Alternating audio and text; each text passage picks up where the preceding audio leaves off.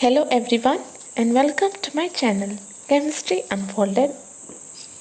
So here I shall be teaching how to solve MCQ type questions for any chemistry MSc B.Ed entrance exam.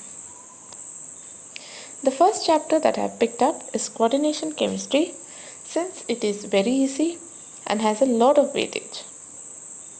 So to introduce, Alfred Werner is known as the father of coordination chemistry. Coordination compound consists of the central metal atom and the ligand attached to it. Sometimes it may or may not have the counter anion. A ligand consists of a lone pair or an electron-rich species, also called as a nucleophile or a Lewis base, whereas the metal is an electron-deficient species called as a Lewis acid or an electrophile.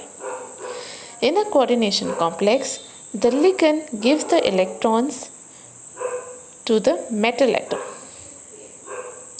Now the valency. There are two types of valencies, primary valency and the secondary valency. The primary valency corresponds to the oxidation state and the secondary valency corresponds to the coordination number.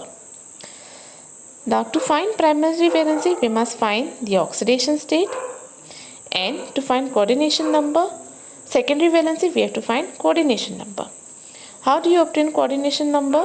Coordination number is basically the number of ligands attached to the central metal atom. Now EAN rule is also called as an effective atomic number. This EAN rule states that it is nothing but the sum of the electrons on the metal and the electrons donated by the ligand. And this sum total should be equal to the atomic number of the next inert gas.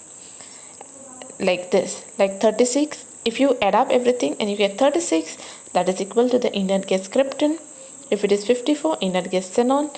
86, inert gas radon.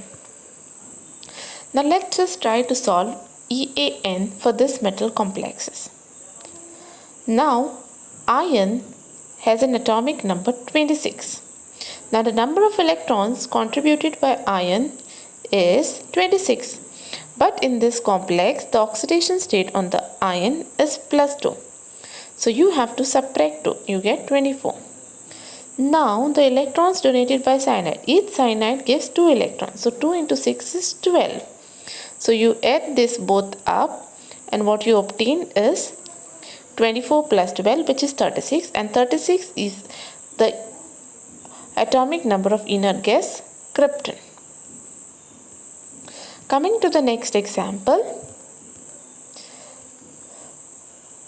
hexaamine cobalt +3. Now cobalt, the atomic number is 27, plus 3 meaning you have to subtract 3, so it becomes 24.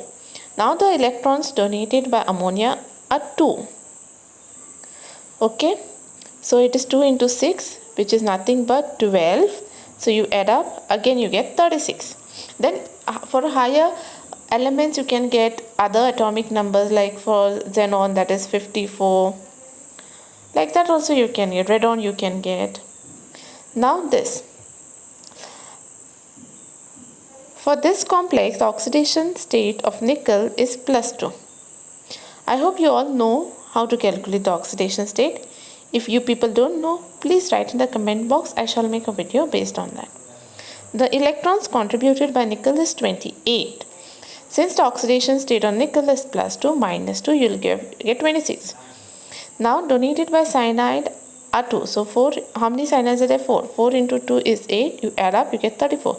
But 34 is not atomic number of any inert gas element. So it does not obey the EAN rule. Coming to this, the oxidation state on iron is +3. So 26. 26 minus 3 is 23. So you multiply it by 2 and you get 6. So 26 plus 12 is 35. This also does not obey the EAN rule.